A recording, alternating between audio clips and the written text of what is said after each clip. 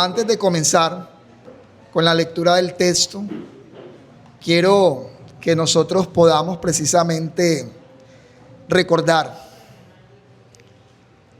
qué implica que nuestro Señor haya venido.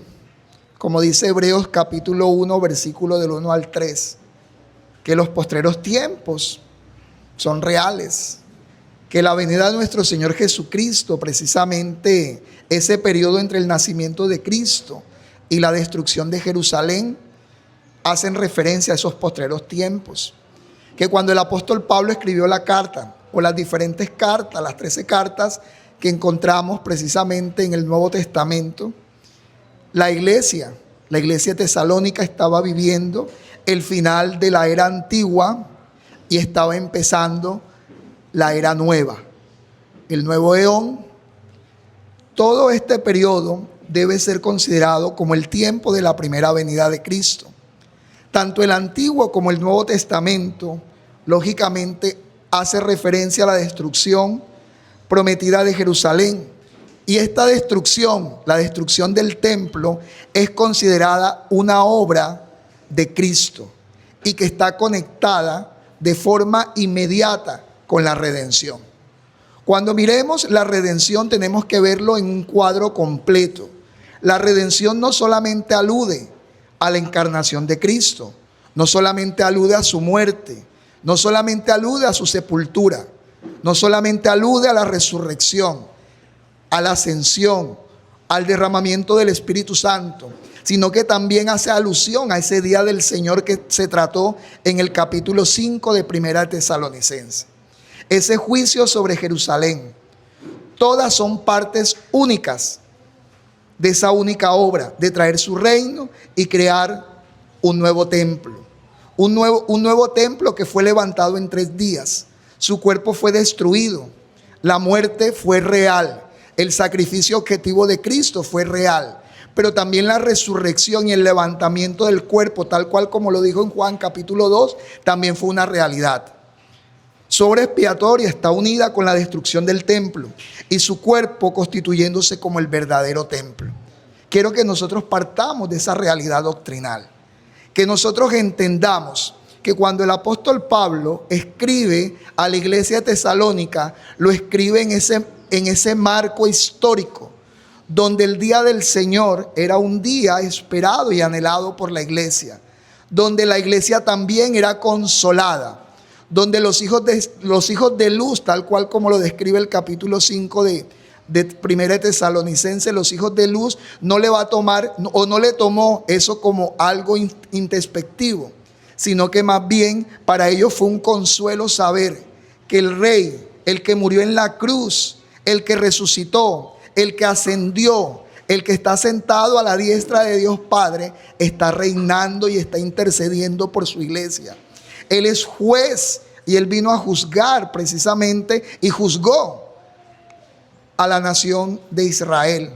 Pero lo hizo también con la finalidad de traer consuelo a un pueblo que estaba en persecución y muerte. Vamos a leer, nos colocamos nuevamente en pie. Primera de Tesalonicenses 5, 16, 24. Viene conectado con lo que predicó el hermano Luis desde el versículo 12 en adelante. Primera de Tesalonicenses capítulo 5, versículos 16 al 24. Nos colocamos en pie para leer la palabra del Señor y leo para ustedes.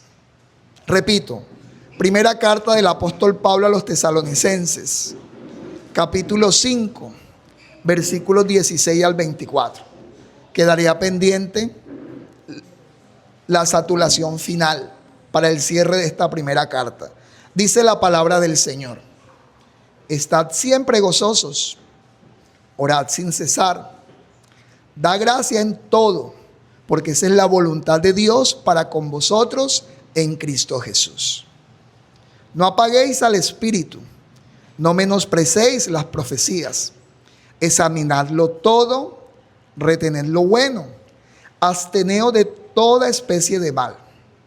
Y el mismo Dios de paz os santifique por completo, y todo vuestro ser, espíritu, alma y cuerpo, sea guardado irreprensible para la venida de nuestro Señor Jesucristo.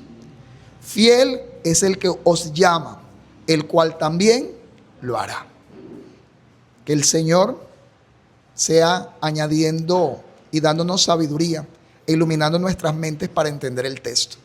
Nos podemos tomar asiento. Retomando un poco de ese contexto de la iglesia, porque recordemos que este texto fue escrito a la iglesia de Tesalónica. Esa iglesia, que hacía parte de la iglesia primitiva, vivía bajo una tensión constante. Esa iglesia estaba siendo perseguida, había oposición también por parte de los judíos que no aceptaban a Cristo como el Mesías. Había incertidumbre en relación a los que habían muerto, aunque esa pregunta ya se resolvió. El Señor trajo consuelo y Él precisamente dijo y habló acerca de los que dormían y comentó que los que dormían iban a ser resucitados también en el día postrero. Había una expectativa escatológica. El Señor precisamente también había una predicción, había un juicio precisamente sobre Jerusalén y sobre el templo. Entonces había una expectativa también escatológica en términos de cómo precisamente el reino de Dios iba a ser básicamente, o la nueva realidad del pacto iba a ser anclada en esa realidad como tal. Sin embargo, cuando nosotros miramos aquí, hay una exhortación clara del apóstol Pablo hacia la iglesia. Hay un recordatorio donde el apóstol Pablo ratifica y le dice a la iglesia: sigan y estén gozosos, den gracias, ¿ok? Den gracias, porque esa es la voluntad de Dios para con ustedes. No dejen de orar, no apaguen el espíritu, no menosprecien las profecías, examínenlo todo, retengan lo bueno, absténganse de toda clase de mal. El apóstol Pablo lógicamente inicia hablando y describiendo una comunidad pactual, una comunidad que está unida precisamente ¿a quién? A Cristo, que está en una nueva relación, que aunque muchos de ellos o partes de ellos eran gentiles, es también una forma de decir la comunidad del pacto, toda está unida al Señor. Y es una comunidad que debe caracterizarse por todo lo citado anteriormente. Esa comunidad debía ser una comunidad gozosa, una comunidad perseverante en la oración, una comunidad agradecida, una comunidad sensible al Espíritu, una comunidad que tiene discernimiento para poder diferenciar entre la verdad y la falsedad, una comunidad que camina ¿en qué? En santidad. La pregunta sería: ¿cómo puede la iglesia de Tesalónica, una iglesia joven, una iglesia que está siendo perseguida, una iglesia que está rodeada por sufrimiento y bastante presión, cómo puede vivir de esa manera? ¿Cómo se le puede pedir algo que tal vez o humanamente hablando podría estar lejano de la realidad y la circunstancia que a ellos lo rodeaban? Entonces esa pregunta es una pregunta que también se fija para nosotros.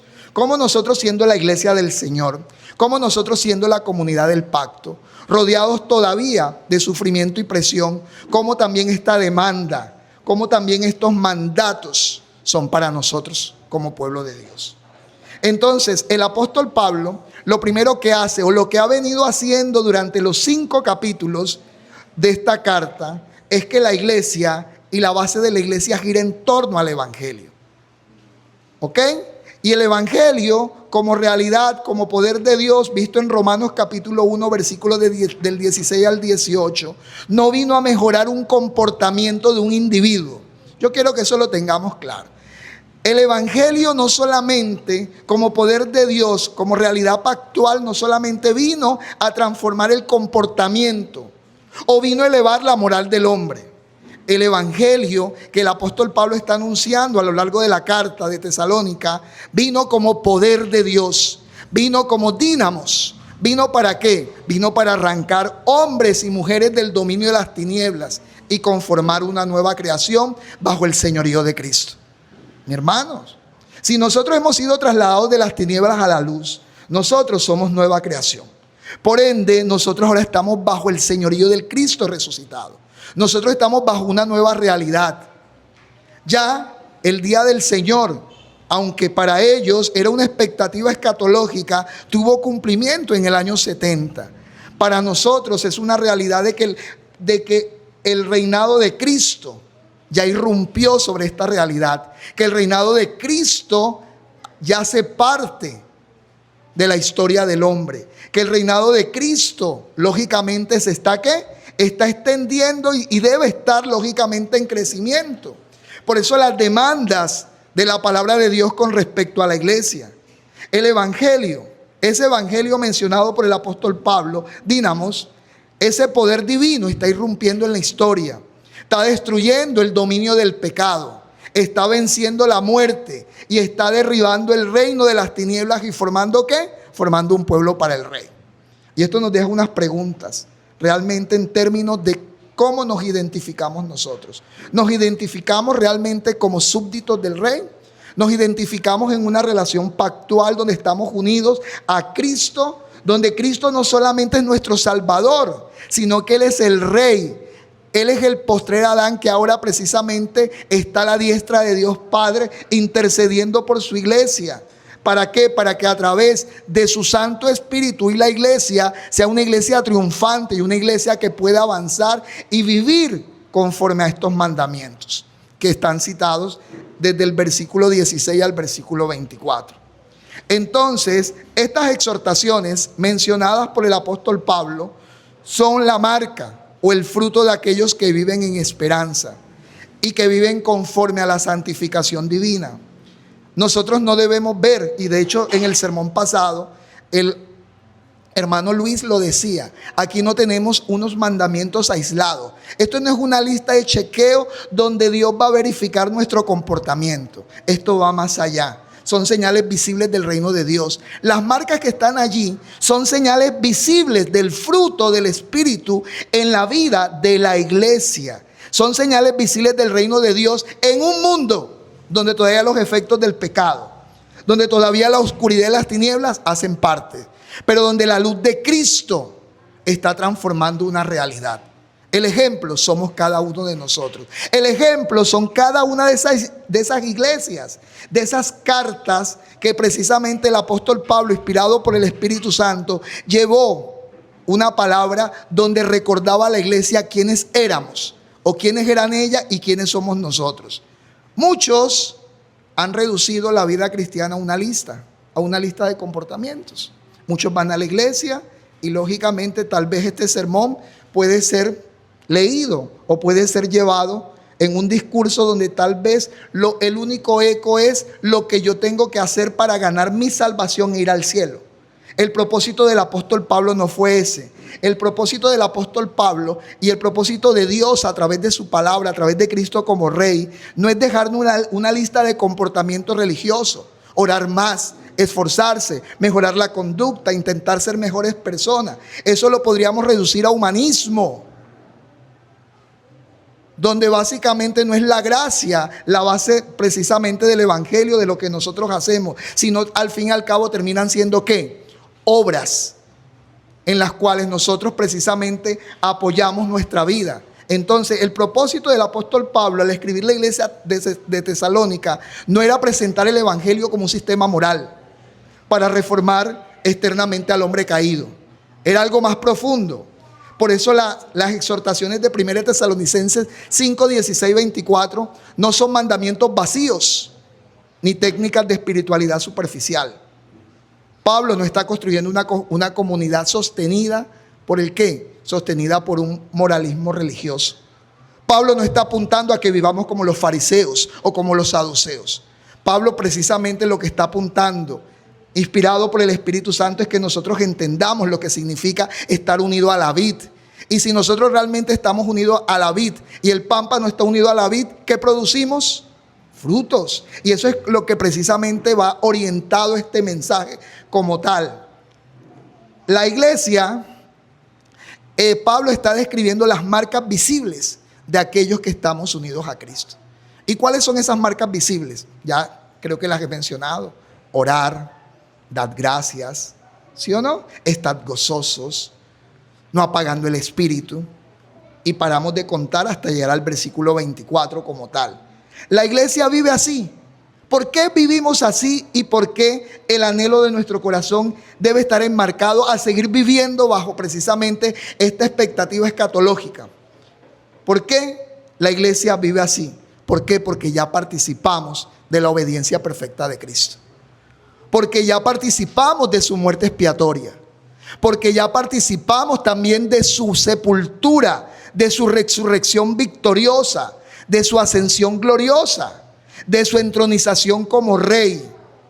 ¿Por qué debemos vivir así? Porque Él está intercediendo continuamente por su iglesia y porque su gobierno soberano es claro y está anclado sobre el cielo y sobre la tierra. Por eso nosotros como iglesia debemos vivir, no mediante listas de chequeos sobre nuestro comportamiento, sino vivir precisamente con las marcas, con lo que distingue, con lo que diferencia a un hijo de luz de un hijo de las ¿qué? De las tinieblas. Nosotros vivimos así porque nuestra vida está anclada en esta obra sustituta de Cristo. Pero no solamente eso, sino porque es real. Él dijo: consumado es. El Cristo que murió también resucitó. Primera de Corintios 15. El Cristo que resucitó también ascendió.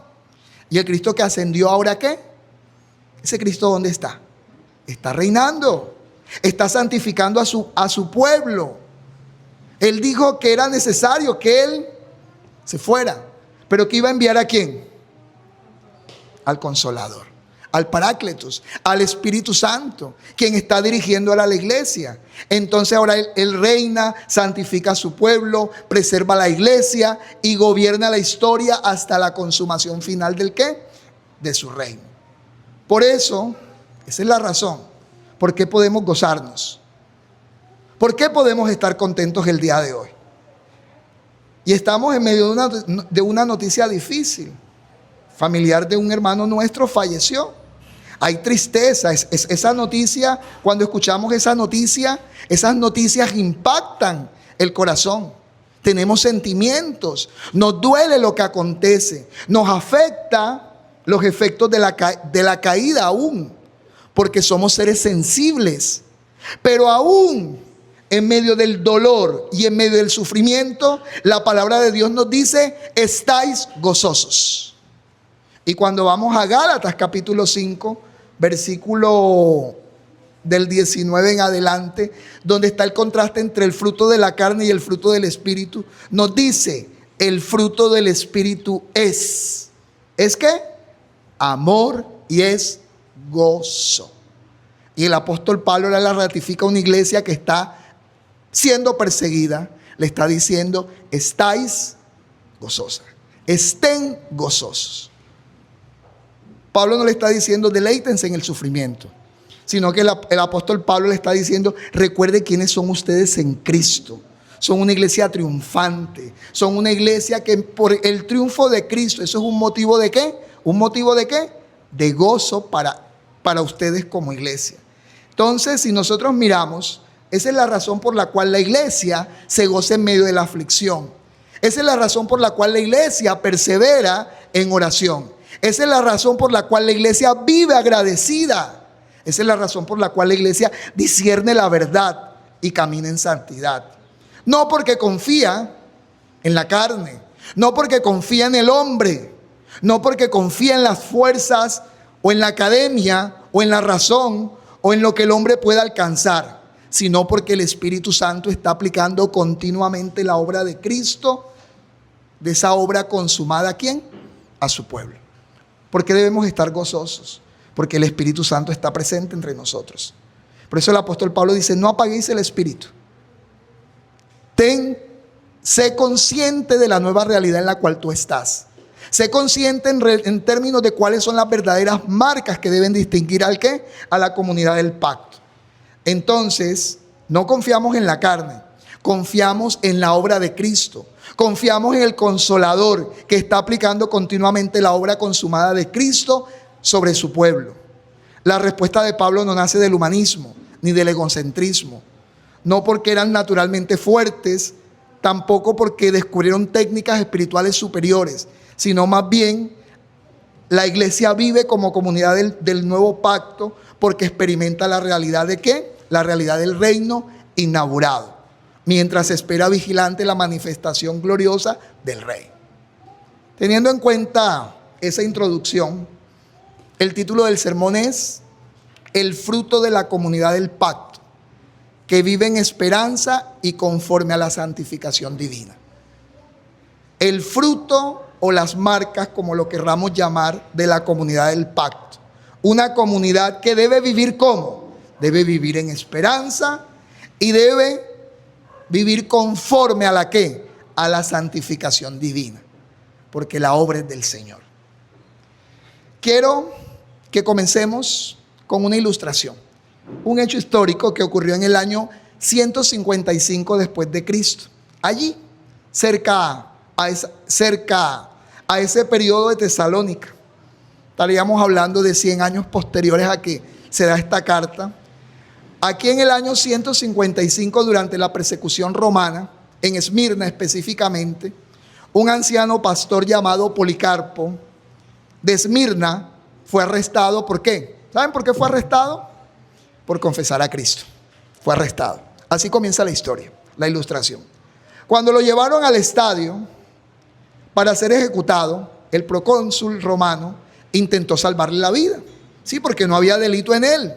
No había algo que precisamente por lo cual uno podría decir, este hombre ha cometido algo tan grave que merece la ejecución. El procónsul quiso ¿qué? Ayudarle. Le dijo que solamente debía negar a Cristo. Solamente. Si tú niegas, Policarpo, a Cristo, obtienes la ¿qué? La vida. Puedes todavía vivir unos años más, puedes escribir libros, puedes inclusive seguir predicando de ese Cristo. ¿Ok? Y debes jurar por el César. Debes jurar lealtad al César. Era un anciano de más de 80 años cuando pasó precisamente su arresto. Humanamente tenía todas las razones del mundo para temer. No es fácil. No es fácil estar en medio de la situación que estaba. Creo yo que ninguno de nosotros hemos experimentado precisamente o hemos tenido esa experiencia como tal. Pero Policarpo respondió en casi sus 80 y pico de años y dice: 86 años y le he servido a Cristo y ningún mal he hecho. ¿Cómo puedo blasfemar ahora en contra de mi rey que me salvó? Miren esa pregunta. Para nosotros también aprender de esa historia, de ese reinado que se extiende, de ese poder transformador del evangelio. Aquí no importa la edad, él podía estar en la tercera edad, pero tenía fuerzas todavía ¿para qué? Para declarar que Cristo era su ¿qué? Su Señor, su Rey. Mientras la multitud gritaba por su muerte, Policarpo permaneció sereno. Antes de ser ejecutado, elevó una oración de gratitud, dando gracias a Dios porque lo había considerado digno de participar en los sufrimientos de Cristo. Aquella escena desconcertaba al mundo romano. Cualquier hombre en la situación de Policarpo y a sus casi 86 años debería estar ¿qué? Temblando de miedo. Sin embargo, él se mostró como sereno. Entonces, mientras la multitud pedía su muerte, ¿ok? Aquella escena precisamente desconcertaba al mundo romano. ¿Cómo podía un hombre enfrentar la muerte? Con gozo, con oración, con gratitud y con esperanza. ¿Cuál era el mensaje del apóstol Pablo en la iglesia de Tesalónica? Estad siempre ¿qué? Gozosos. Estad orando siempre. Sea agradecido. No apaguéis el espíritu. ¿Tiene una relación con lo que el apóstol escribió a la carta de Tesalónica? Claro que sí. Porque este hombre serenamente, ¿qué hizo? Oró, dio gracias, estuvo sereno, se mostró inclusive gozoso en su respuesta por ese privilegio que Cristo le había dado ¿de qué? De poder también hacer parte de ese padecimiento como tal. La respuesta de Policarpo, ¿dónde estaba centrada? En un evangelio que había transformado al mundo. Un evangelio que no solamente transformaba individuos, porque no solamente podríamos tener este ejemplo en la historia, podríamos citar muchos más. Este es uno entre tantos de ese poder transformador, de lo que significa realmente estar ¿qué? Gozosos en medio de la aflicción, o inclusive estar gozoso en el momento más complejo y difícil de tu vida, como es estar precisamente ante la muerte, como fue el caso de Policarpo. La respuesta, ¿dónde estaba entonces? En el Evangelio. Policarpo no vivía sostenido por el moralismo religioso, ni por fuerzas humanas. Vivía unido al sacrificio de Cristo, a ese sacrificio de ese ser que se hizo hombre para manifestar precisamente su grande amor a una humanidad caída, a ese Cristo que había resucitado y entronizado. Sabía que el rey, fíjate, hay algo bien claro que también el apóstol Pablo lo deja a lo largo de la carta, y es que los tesalonicenses tenían que reconocer, a la luz de estas palabras inspiradas, que ese rey ya había vencido la muerte, que el reino de Dios avanzaba aún en medio de la ¿qué? De la persecución. Y eso debe ser un motivo de ¿qué, mi hermano? De gozo. ¿Por qué debemos estar gozosos hoy, a pesar de las malas noticias? ¿Por qué? Porque el rey ya venció la muerte, porque el rey dijo consumado es, porque el rey y su reino se está ¿qué? Extendiendo. Él lo dijo, como el granito de mostaza, como la levadura. Y vimos cómo en menos de 100 años, ¿qué pasó con el mundo? El mundo fue transformado por el poder del Evangelio.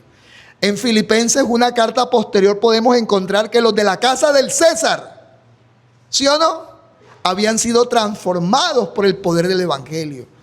El Evangelio, el cual se nos ha dado para nosotros llevar la predicación, no es cualquier mensaje, mis hermanos. Es un mensaje que transforma vidas. Por eso nosotros no nos debemos cansar de hacer el bien. ¿Y qué significa hacer el bien? Proclamar el Evangelio de Cristo. Eso es hacer el bien, mis hermanos. Entonces, continuando en términos de esa ilustración, eso es precisamente lo que el apóstol Pablo describe en la primera carta a los tesalonicenses 5 del 16 al 24. La iglesia vive gozosa en medio de la aflicción, y el mensaje de Pablo a los tesalonicenses es: sigan y mantengan ese gozo en medio de la persecución. Continúen manifestando la marca del Espíritu Santo. Entiendan que la fuente de su gozo no deriva en la obra de ustedes o en lo que ustedes quieren obtener. El gozo del Señor, precisamente la fuente del gozo, es el Espíritu Santo. La fuente es Dios mismo. Es Dios mismo. Entonces la iglesia vive gozosa en medio de la aflicción, perseverante en oración, agradecida aún en el sufrimiento, discerniendo la verdad y caminando en santidad. ¿Por qué? La razón: porque pertenece al reino de Cristo resucitado, porque espera vigilante la manifestación gloriosa del Rey en el día del Señor. Hay dos cosas centrales aquí, mis hermanos. El reino del Señor está presente entre nosotros. Nosotros no somos una iglesia, al igual que la iglesia tesalónica, que fue llamada a esconderse, sino más bien llamada a manifestar abiertamente esas marcas y ese fruto a un mundo que necesita saber que hay esperanza. Si nosotros miramos, antes de Dios llamarnos a nosotros, nuestra vida no tenía propósito, nuestra vida no tenía sentido. Estábamos tratando de encontrar ¿qué? Sentido. Estábamos buscando en las diferentes esferas del humanismo algo que nos diera razón para continuar. Sin embargo, solo Dios hace al hombre feliz.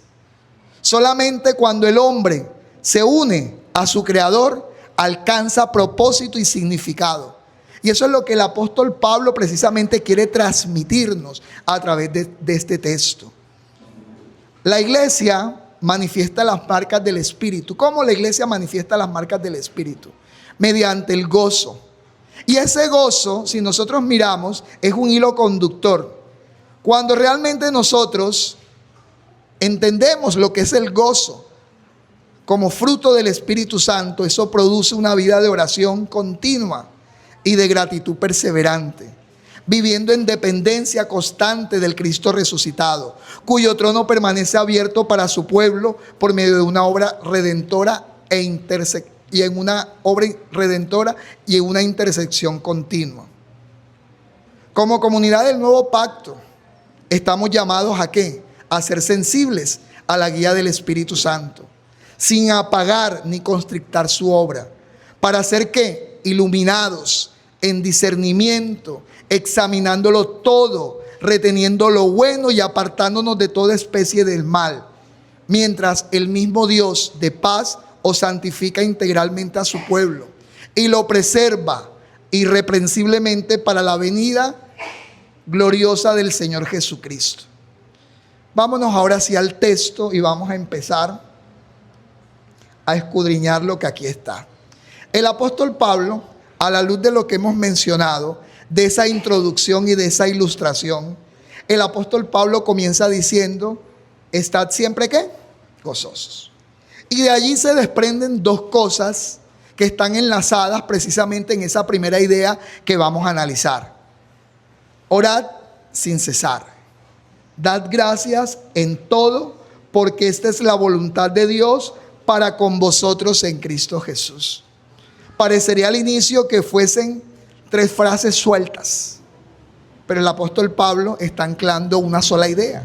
Es una carta, tiene un propósito claro, hay una enseñanza que está precisamente apuntando a una dirección. Y precisamente cuando Pablo, en primera instancia, vamos a decir lo que el texto no nos transmite. El texto en ningún momento aquí está describiendo emociones religiosas superficiales. El texto tampoco está señalando que precisamente el gozo, el estar siempre gozoso está unido a aquellas cosas que nosotros hemos alcanzado en esta vida, o aquellas cosas que nosotros queremos precisamente, o aquellas cosas que nosotros deseamos y en un momento dado las alcanzamos. No. Aquí precisamente Pablo no está describiendo una emoción religiosa superficial, sino que Pablo está describiendo una marca visible de la comunidad que vive bajo la realidad escatológica de un reino inaugurado. Si nosotros pertenecemos a Cristo, si estamos unidos a Cristo, el gozo es es una marca de la iglesia. Es algo que diferencia a los que somos hijos de luz con respecto a los que son hijos de la noche. Los hombres allá afuera que están buscando felicidad. Porque cuando fuimos diseñados por Dios, fuimos diseñados para ser ¿qué? Felices. Por eso es una latente, una constante de la filosofía y del humanismo mismo, es que el hombre quiere hallar ese sentido y ese propósito. El problema es que nunca lo va a hallar, porque fuera de la cruz, fuera de Cristo, fuera de la salvación, precisamente no hay felicidad. Y es lo que precisamente el apóstol Pablo quiere recordarles a los tesalonicenses. En medio de su persecución le está diciendo: el gozo no depende de la circunstancia. El gozo no es básicamente sentimentalismo religioso superficial. El gozo es una realidad y es un estado, es un fruto del Espíritu que proviene de tu relación y tu unión con Cristo en virtud de su obra. Entonces el gozo es una marca visible de esa comunidad pactual que vive bajo ¿qué? Bajo una realidad escatológica de que ya el reino ha sido ¿qué? Inaugurado. La iglesia puede vivir gozosa en medio de cualquier situación. Las circunstancias externas no determinan el gozo de la iglesia. Lo que determina el gozo de la iglesia es la realidad en términos de la obra de Cristo, en términos de lo que el evangelio dispone. Entonces la iglesia puede vivir gozosa, puede vivir perseverante en oración y puede vivir agradecida en toda circunstancia. ¿Saben por qué? En realidad Cristo lo dijo: en el mundo tendréis aflicción. ¿Cómo termina? ¿Cómo cierra ese texto? ¿Cómo cierra esa verdad? En el mundo tendréis aflicción. En el mundo tendréis sufrimiento. En el mundo tendréis dolor. Pero ¿qué es lo real? Que en medio de todas estas cosas yo he vencido ¿qué? Al mundo. Esa es la realidad. ¿Por qué debemos estar gozosos? Porque Cristo ya venció. Porque su última palabra en la cruz, ¿cuál fue? Consumado es. Porque Él, como Dios fiel, se levantó al tercer día y resucitó. Y la resurrección es un símbolo de victoria. Una iglesia que se levanta con un rey que vence la muerte y con un rey que trae salvación a un pueblo. ¿Necesitado de qué? Necesitado precisamente de gracia. ¿Por qué debemos estar gozosos? Porque la gracia de Dios es una realidad entre nosotros. El favor de Dios es real, mis hermanos. El cuidado de Dios sobre su iglesia es real aún en medio de la situación más compleja, mi hermano. Cristo nos prometió y nos aseguró su presencia todos los días a través también de su Santo Espíritu. Y el derramamiento del Espíritu Santo, pero recibiréis poder. ¿Cuándo qué? Cuando haya venido sobre vosotros, ¿quién? El Espíritu Santo. Y esa promesa ya no fue cumplida. El Espíritu Santo no está con su iglesia y no está para la iglesia. Él es el Parácletos. Entonces, hay razones para que la iglesia entienda que el gozo no está circunscrito a situaciones. El gozo es un estado que debe ser permanente en la comunidad del pacto como tal. Cristo ya venció. Cristo venció el pecado. Cristo venció la muerte. Cristo venció las tinieblas. Entonces el gozo cristiano nace. ¿De dónde nace el gozo cristiano? De la certeza que Él reina ya. ¿Por qué debo estar gozoso? Porque Cristo, mi Señor, el que murió en la cruz, el que se humilló hasta la muerte y muerte de cruz, resucitó. Y resucitó y lógicamente y se levantó como rey. Para todas las cosas están bajo sus ¿qué? Bajo sus pies, como lo dice el Salmo 110. Entonces la resurrección de Cristo no solamente garantiza un futuro glorioso, transforma el presente. La resurrección y la visión escatológica de la iglesia no solamente está en términos de un día final, sino como el poder del evangelio transforma la realidad presente. Y el gozo debe ser manifiesto en la iglesia como tal. Entonces la resurrección no solamente garantiza un futuro glorioso, transforma el presente. La iglesia vive hoy ¿bajo qué? Bajo el señorío de Cristo, del Cristo ascendido, del Cristo resucitado. Y ese Cristo está ¿qué? Está intercediendo continuamente por su iglesia, está gobernando soberanamente, está sosteniendo a su pueblo desde el trono celestial. Y eso debe ser un motivo ¿de qué? De gozo. Cuando tú oras, tú no te estás acercando a un Cristo creado a imagen y semejanza tuya. Tú no te estás acercando a un Cristo sentimental. Tú te estás acercando al Rey. Acercaos pues al ¿qué? ¿Cómo dice el texto? Acercaos a ¿qué? Al trono. ¿Y por qué habla de un trono? Porque en ese trono ya se entronizó ¿quién? Cristo como Rey cuando Él ascendió. Tú te acercas siempre al Rey, al Rey. Y el Rey desde su trono celestial está ¿qué? Está cuidando, está gobernando y está defendiendo a su iglesia. ¿Por qué la iglesia avanza? Porque el Rey ya venció. ¿Por qué las puertas del Hades no prevalecerán contra la iglesia? Porque toda autoridad le fue dada. Porque el mismo poder que resucitó a Cristo entre los muertos es el poder que actúa sobre ¿quién? Sobre todos aquellos que hemos hecho y hemos sido constituidos nueva creación, mis hermanos. Y eso es lo que el apóstol Pablo le está recordando y está exhortando a la iglesia sobre precisamente cuáles han de ser esas marcas visibles que nosotros hemos de manifestar. Por eso la oración no es activismo. La oración no simplemente son peticiones donde nosotros vamos a complacer a un corazón caído. La oración no es ritualismo religioso.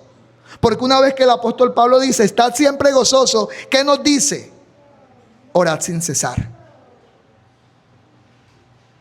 Que el gozo te lleve realmente a una realidad en términos que tú estás unido y eres dependiente al Rey. Tú dependes del Señor. Por eso la oración es básicamente La oración lo que nos está mostrando es que nosotros dependemos de Él. Por eso necesitamos acercarnos a Él.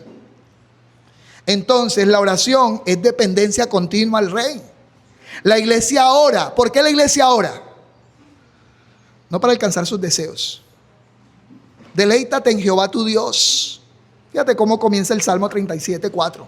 Deleítate en Jehová tu Dios. Contempla a Dios, contempla al Rey, deleítate en el Rey. Y cuando tú tienes y alineas tu mirada y tu corazón en términos de Cristo como Rey, entonces ese Rey va a conceder las peticiones de tu corazón. Entonces la oración es dependencia continua del Rey.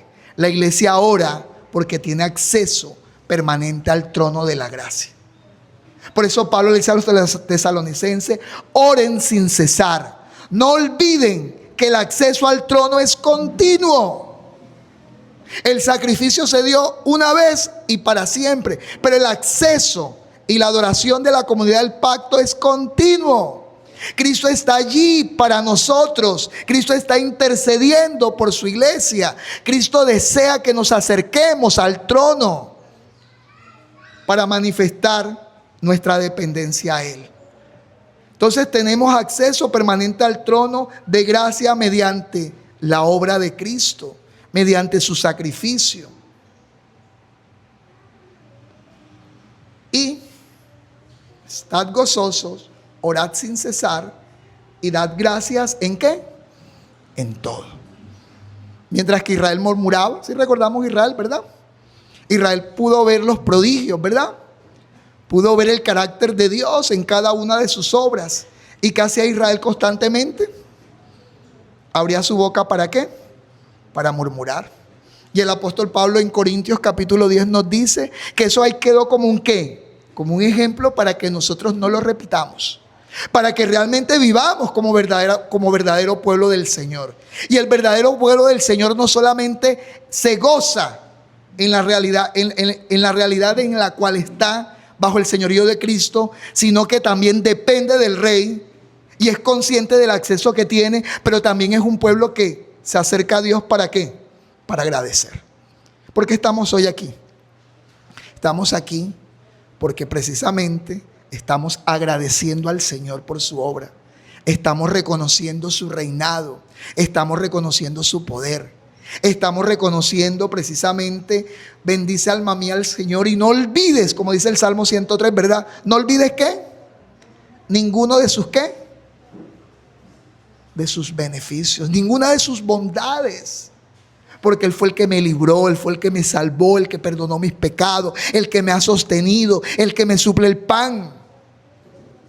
Y eso es algo que el apóstol Pablo le está recordando a esta congregación que está bajo persecución.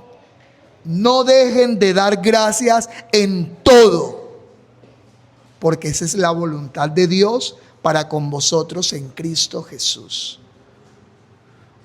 Una marca distintiva, un fruto de la iglesia es ser agradecida. Agradecida por lo que tenemos en Cristo. Ojo, lo que tenemos en Cristo, no lo que yo anhelo en esta realidad temporal. De hecho, nuestros corazones nosotros debemos aprender en oración y en ayuno, alinear nuestros corazones en términos de la voluntad de Cristo como Rey. Como Rey que somos, si Él es el Rey que somos, súbditos. ¿Y el súbdito para qué vive? La vida y el propósito del súbdito es complacer al Rey. Vivir en torno a lo que el Rey dice, lo que su palabra ley dice. Y eso es precisamente lo que el apóstol Pablo está exhortando a la iglesia. La gratitud nace, ¿de dónde nace la gratitud? Así como el gozo del cristiano nace de la certeza de que el rey ya está reinando, la gratitud nace de contemplar los beneficios presentes del pacto a la luz de la consumación futura del reino. Somos agradecidos no solamente en términos de lo que hemos recibido, de esa realidad objetiva de la cruz que es pasada, sino de lo que estamos ¿qué? Recibiendo, y también de todas esas promesas futuras que nosotros ¿qué? Recibiremos y las cuales las vamos a alcanzar. ¿Y saben por qué las vamos a alcanzar? ¿Cómo termina el versículo 24? Léalo un momentico. Y no lo va a perder de vista a partir de ahora. ¿Qué dice el último versículo de esta porción? No el último del capítulo. ¿Qué dice el versículo 24? Léalo allí. No dice que es fiel. ¿Qué significa fiel? Viene de fidelidad, de cumplimiento, de certeza. ¿Fiel es quién? El que nos llamó, el que nos incorporó, el que nos salvó. ¿Y qué más dice? Paró allí. ¿Qué más dice? Termine de leerlo. ¿El cual qué? ¿Lo qué? Lo hará. Como lo dice Filipenses 1:6, ¿verdad? El que comenzó la buena obra en su iglesia, ¿la va a qué? Él lo está repitiendo el apóstol Pablo. Primero lo escribió en esta carta. Esta carta se dio en el año 49-50. Filipenses es una carta ya de los 60. Y Dios nos los está ratificando. Dios nos los está repitiendo. ¿Que Él es qué? Fiel. ¿Fiel para quiénes? Para todos aquellos que han sido llamados. Todos aquellos que somos objetos de su amor, los que hemos sido predestinados para ser parte de esta comunidad pactual. Él lo va a hacer. Todo lo que nos ha prometido lo va a ¿qué? A cumplir. Siempre lo digo, lo diré. Tal vez de pronto no hago tantas aplicaciones que están apuntando a cosas específicas. Pero yo sé que si dialogo con cada uno de ustedes tiene un problema y una situación específica. O con los hijos, o con las finanzas, o la pérdida de un ser querido. ¿Ok? Tenemos dificultades. Tenemos dificultades en nuestra relación conyugal muchas veces. Pero el Señor, ¿qué nos dice? ¿Qué te dice el Señor? ¿Qué le dice el Señor a la iglesia? ¿Que Él es qué? Fiel. Que es su obra. Que Él está allí para todos aquellos que han sido llamados y que hacen parte precisamente de su comunidad pactual. Él lo hará.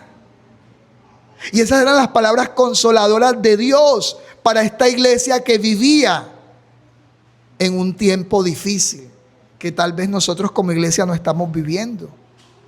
No estamos viviendo un tiempo de persecución. Estamos donde hay atenuantes a nivel país, donde están sucediendo cosas que de una u otra manera nos están diciendo, esto se está colocando color de hormiga. Pero todavía podemos movernos sin ningún problema. Todavía podemos declarar y decir que Cristo es Rey. Entonces, la gratitud nace, precisamente retomando un poco el punto de la gratitud, nace de contemplar los beneficios presentes del pacto. Sea agradecido. Sea agradecido. Porque Dios ha provisto abrigo, ha provisto comida. No he visto justo desamparado, no he visto justo desamparado. ¿Y su descendencia qué? Que mendigue pan. Aquí estamos siendo sostenidos por el Señor. ¿Y saben qué? Que en los momentos más críticos como iglesia que nosotros podemos experimentar son los momentos en que nosotros podemos ver mayormente cómo Dios sostiene a su iglesia. Yo creo que podemos decir amén en relación a eso. Entonces, la esperanza escatológica redefine nuestra realidad presente. La esperanza escatológica y el estar en comunión pactual redefine inclusive los efectos de la caída. ¿Cómo ve el mundo la muerte? ¿Lo ve como algo qué? Natural. ¿Cómo lo enseña en ciencias naturales? El ciclo de la vida, el ciclo de la naturaleza, ¿cuál es? Y le enseñan a los niños en los cuadernos, ¿verdad? El niño nace, coma, se lo digo porque yo soy profe, crece, coma, se reproduce, ¿y cuál es la palabra final que colocan allí? Y muere. Y eso se lo enseñan a nuestros hijos en el colegio. Y nosotros dejamos que el mundo enseñe mentiras. Porque la muerte no hace parte de la realidad creada. La muerte no es natural, la muerte es antinatural. Por eso es que el reino de Dios, cuando Cristo vino al mundo para establecer su reino, dijo: vine a traer vida. ¿Y vida cómo? Nosotros somos un pueblo que debe manifestar vida. ¿Y cómo realmente se manifiesta esa vida? En términos de gozo, en términos de oración. Somos una iglesia que está despierta. Somos una iglesia que proyecta luz. Mientras que el mundo vive en una mentira. Vive en una falsa seguridad. Nosotros podemos vivir seguros. Por eso la Escritura nos dice: den gracias. Esta seguridad que nosotros tenemos, inclusive en términos del futuro, es porque la cruz, esa realidad, la trajo la cruz. Nosotros inclusive el día que muramos podemos morir ¿cómo? ¿Y cómo deberíamos morir? Tranquilos. Porque la circunstancia externa no es lo que determina nuestra serenidad. Porque el gozo es una marca, es un fruto del Espíritu. Y eso es lo que el apóstol Pablo está alentando a una iglesia donde tal vez muchos de ellos van a morir, como han muerto otros. Y le está diciendo a la iglesia: estén gozosos, oren, tienen acceso continuo al trono y contemplen los beneficios presentes. No solamente los futuros, sino los presentes. Los presentes. Entonces, la iglesia vive gozosa. ¿Por qué la iglesia vive gozosa? Porque pertenecemos, porque ya pertenece al siglo venidero, aún mientras camina en el presente siglo caído. Por eso somos llamados a la luz de Mateo, capítulo 5, versículo 12, a hacer ¿qué? Sal y luz. O la Escritura nos dice: bienaventurados sois cuando por mi causa os ¿qué? Vituperen y os persigan y digan toda clase de mal contra vosotros mintiendo. ¿Y qué dice? ¿Qué dice? Gozaos. Ahí no dice baja la cabeza, entristécese. Gozaos y alegraos. Gózate.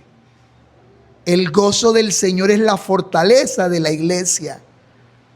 Yo me alegré, yo me gocé con los que me decían: a la casa del Señor iremos. El gozo. Aunque la higuera no florezca, Habacuc capítulo 3, y las vides no haya fruto, con todo yo me ¿qué? Me gozaré ¿en quién? En el Dios de mi ¿qué? De mi salvación. Esto no es una escatología en términos futuros. Es una escatología precisamente donde el reinado de Cristo se hace manifiesto en el hoy. Somos ciudadanos del reino y debemos vivir como tal. Y un ciudadano del reino, entonces, ¿cómo vive? Vive gozoso, vive en oración y vive dando ¿qué? Dando gracias a Dios. Entonces, luego miramos una segunda parte que no está desconectada a la primera. No apaguéis al Espíritu, le dice el apóstol Pablo a la iglesia de Tesalónica. No menospreciéis las profecías. Examinadlo todo, retened lo bueno, absteneos de toda especie de mal. Esa es la segunda parte. Entonces el fruto de una comunidad gobernada por el Espíritu a través de Cristo tiene que estar afirmada en la verdad. Nosotros como iglesia estamos llamados, Pablo lo dijo en la carta a los Efesios de otra manera: no contristéis al Espíritu Santo. Aquí lo está diciendo: no apaguéis ¿a quién? Al Espíritu. Ustedes son una iglesia que están gobernadas ¿por quién? Por el Espíritu a través de la palabra. Aquí no gobierna el pastor. El pastor simplemente es un ¿qué? Un servidor, un ministro, un diácono que está sirviendo en la extensión del reino. ¿Tiene honor? Sí, claro, porque la palabra lo enseña. Pero el honor subyace en términos de lo que la palabra describe sobre el oficio. Todos somos sacerdotes, dice el apóstol Pedro. Tenemos un sacerdocio universal. Somos nación santa. Antes no éramos pueblo, pero ya somos pueblo. Somos parte de la comunidad pactual. Entonces, ¿quién gobierna la iglesia? Ahí lo dice, no apaguéis el Espíritu. No olvides que el Espíritu Santo es quien gobierna la iglesia.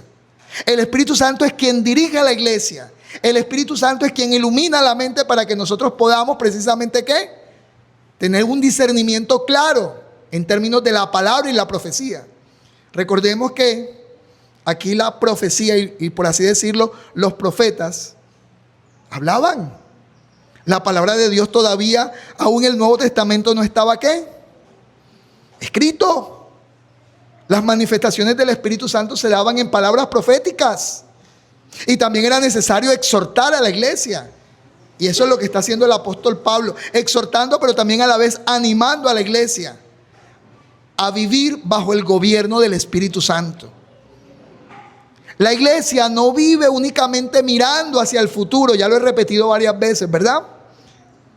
La iglesia no vive mirando hacia la consumación futura, hacia el día postrero solamente. Vive actualmente bajo el gobierno activo del Espíritu Santo.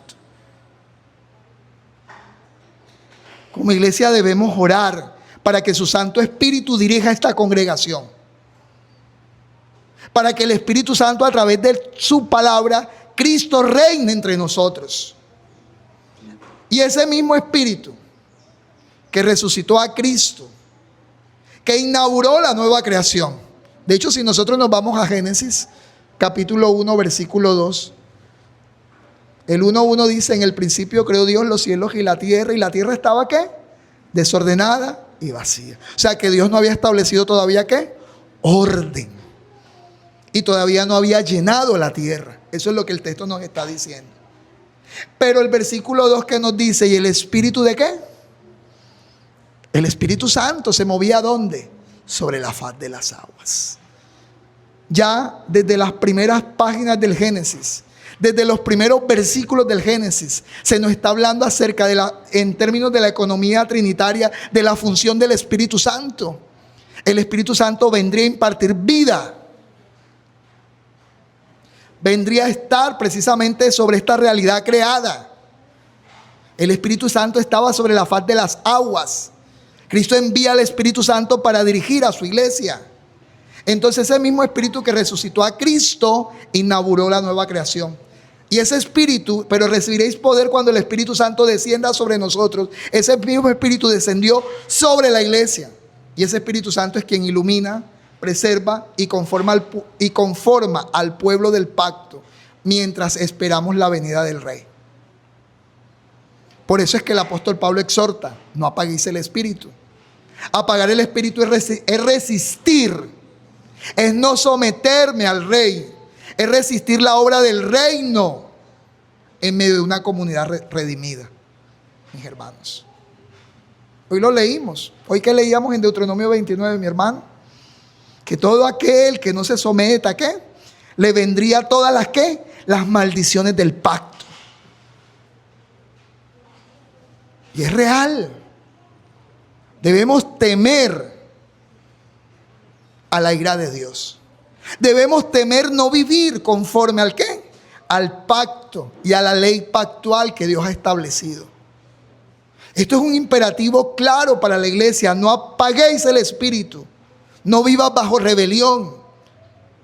Vive sometiéndote al Rey. Vive bajo la palabra ley que el Rey ha declarado. Vive bajo la dirección del Espíritu Santo.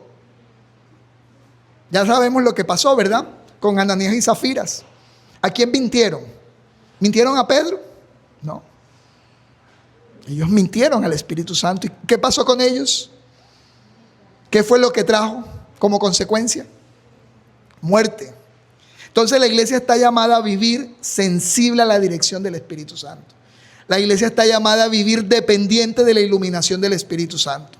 La iglesia está llamada a vivir sometida a la verdad revelada por Dios. Por eso Pablo, una vez que dice no apaguéis al Espíritu, nos conecta precisamente con la profecía. Nos conecta con la palabra. Nos conecta con no solo de pan vivirá el hombre, sino de ¿qué? De toda palabra que sale de la boca de Dios. Entonces la iglesia debe ser guiada y gobernada por el Espíritu Santo para que podamos discernir la voz de Dios en un mundo lleno de mentiras, en un mundo lleno de engaño, oscuridad y voces falsas. ¿Hay voces falsas hoy? Demasiadas, diría yo. Y aún en púlpitos o en iglesias, entre comillas. Por eso estamos llamados ¿a qué? Hoy en TikTok, en Facebook, en YouTube, mediante la IA, encontramos información teológica, como decimos nosotros aquí en la costa, a tutiplén. Pero realmente nosotros como comunidad del pacto, realmente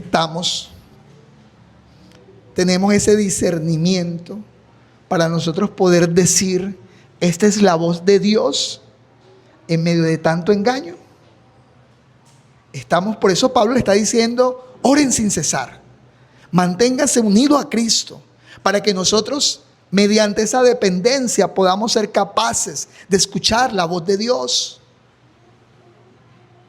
Hoy día, iglesias, entre comillas, hay muchas, pero realmente ¿cuántas están predicando la verdad de Dios? ¿Cuántas doctrinas falsas no habían en este mundo que estaba alrededor de esta iglesia? Pablo lo dijo en el año 49 a los Gálatas, que si un ángel del cielo o alguien venía con otro evangelio, fuera llamado ¿qué? Anatema. Pero para poder diferenciar otro evangelio, ¿qué necesitamos, mis hermanos? Discernimiento. ¿Y quién da el discernimiento? ¿Quién lo da? El Espíritu Santo.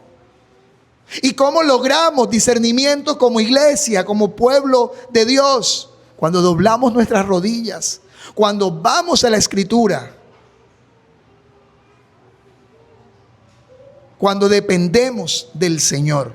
Entonces la iglesia debería discernir la voz de Dios en un mundo lleno de ¿qué? De engaño. Pero el discernimiento espiritual no es ingenuidad emocional ni misticismo desordenado. Por eso Pablo está afirmando que no menospreciemos la palabra del Señor, pero estamos llamados a una tarea. Si realmente somos nuevas criaturas, nuestra mente está siendo renovada. Nuestro entendimiento debe estar siendo renovado ¿por quién? Por el Espíritu Santo. Mis hermanos, como iglesia creo que necesitamos orar. Orar pidiendo realmente aquellas cosas que requieren ser pedidas. Y Dios demanda que nosotros debemos pedir sabiduría, debemos pedir discernimiento, debemos pedir iluminación, debemos depender constantemente del Espíritu Santo para una sana interpretación del texto bíblico. Debemos orar porque nuestros predicadores, nuestros pastores, nuestros ministros sean hombres apegados a la palabra y dependientes del Espíritu. Puede venir un buen exégeta, pero si no ora, y viceversa.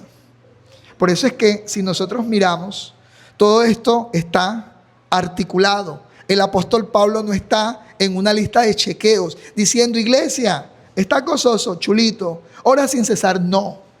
Esto es las marcas, ¿ok? Las marcas distintivas de la comunidad pactual. Por eso Pablo dice, no apagues el Espíritu. El Espíritu es quien gobierna la iglesia. El Espíritu es quien inspiró a esos santos varones precisamente para que la palabra de Dios fuera traída. Por ende, tú no puedes menospreciar la Escritura.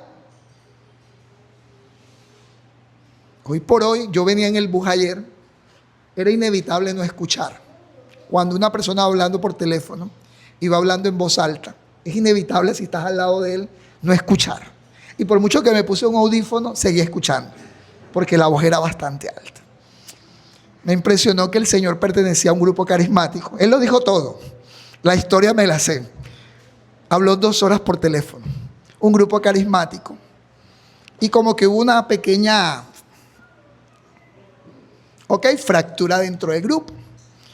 Y en lo que yo levemente entendí es porque él considera que la verdad no es absoluta y que nadie podía imponer una posición sobre otro.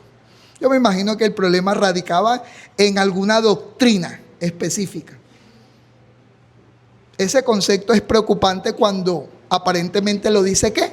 Un creyente. Porque nosotros debemos considerar la Escritura como absoluta. Porque la profecía no fue traída nunca por hombres, sino que fue dada ¿por quién? Por Dios. Y cuando Dios nos habla y nos da su ley. La palabra de Dios, mis hermanos, es ley. Nunca olvide eso. La palabra del Señor es ley porque es rey.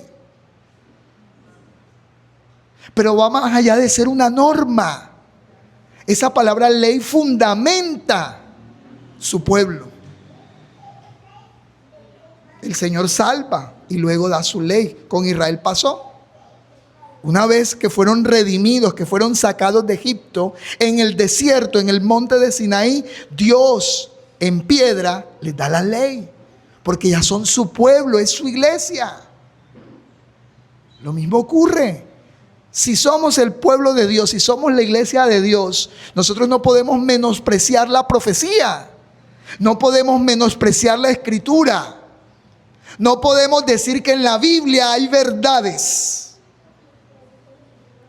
O como diría la teología liberal, ahí hay partes que son palabras de Dios y hay partes que no son palabras de Dios. ¿Y quién determina eso? Tú. ¿Y quién es el hombre? Mis hermanos, la Escritura es clara. No menospreciemos la palabra del Señor.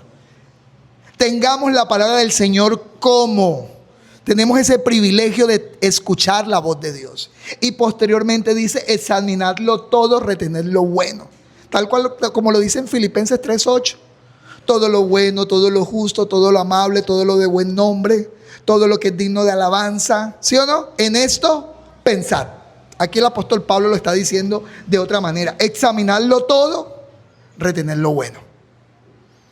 Entonces, el apóstol Pablo afirma que la comunidad del pacto vive evaluando todo a la luz de la verdad del reino. Ojo, mire en dónde está el filtro de evaluación.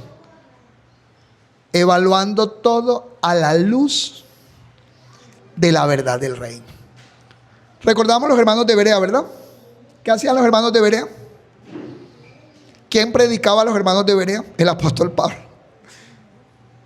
Y dice que los hermanos de Berea verificaban todo lo que el apóstol ¿qué? Había dicho, había enseñado. Y no es porque no respetaran la autoridad, sino porque estamos llamados a examinar. Examinar.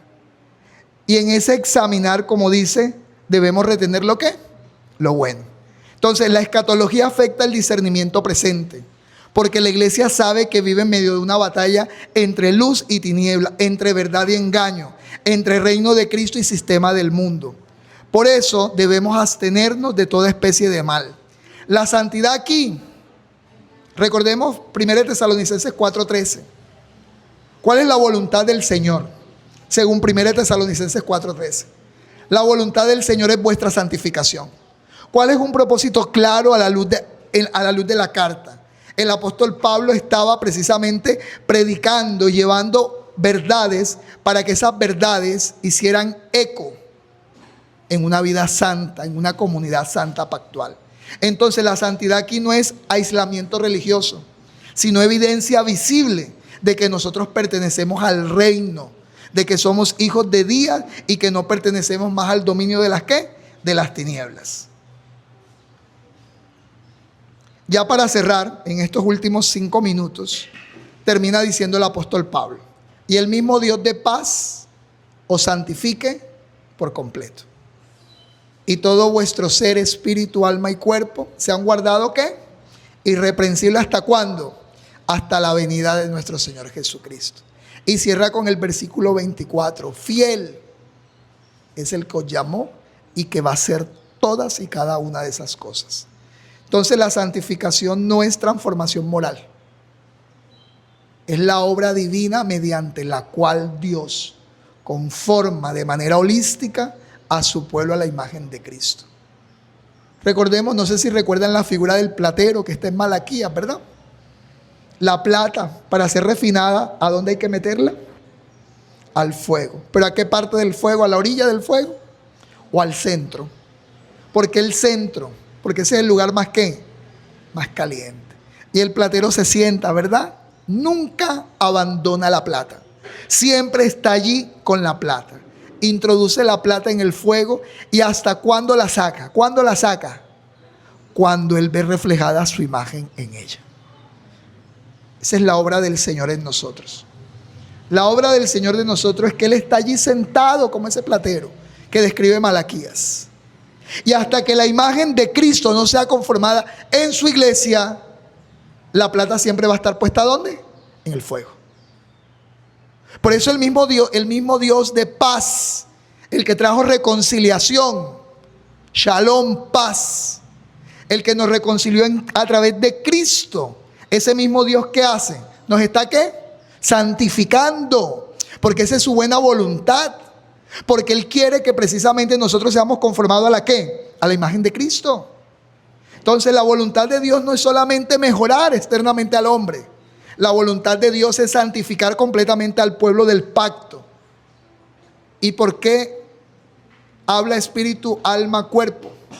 Porque está hablando de manera holística, de manera integral. No porque el texto quiere dividir al hombre o quiere darnos una enseñanza sobre cómo está dividido el hombre. Porque si nos vamos a Mateo, en Mateo dice que amarás al Señor Jehová tu Dios con todo tu ¿qué? Con toda tu alma, con todas tus fuerzas, con todo tu ser y con toda tu, me faltó una, mente. Ahí tampoco está haciendo una división del hombre. Ahí está apuntando a que el hombre integralmente es un ser que debe amar a Dios de manera total y de manera plena. Mis hermanos, la voluntad de Dios es santificar completamente a su pueblo. Entonces, la escatología gobierna esta sección, porque el apóstol Pablo termina en el versículo 23 diciendo, para la venida de nuestro Señor Jesucristo. Cada acto como iglesia de obediencia, cada acto de discernimiento, de perseverancia, de dependencia en el Espíritu, es una manifestación presente, es una marca de esa realidad futura del reino. La santificación es vida escatológica. Vivimos y obramos conforme a lo que la palabra de Dios enseña porque deseamos vivir para el Señor. La santificación es vida escatológica irrumpiendo en el presente. Pablo no termina descansando en la capacidad humana. El cierre del texto destruye todo moralismo. Fiel es el que os llama, el cual también lo hará.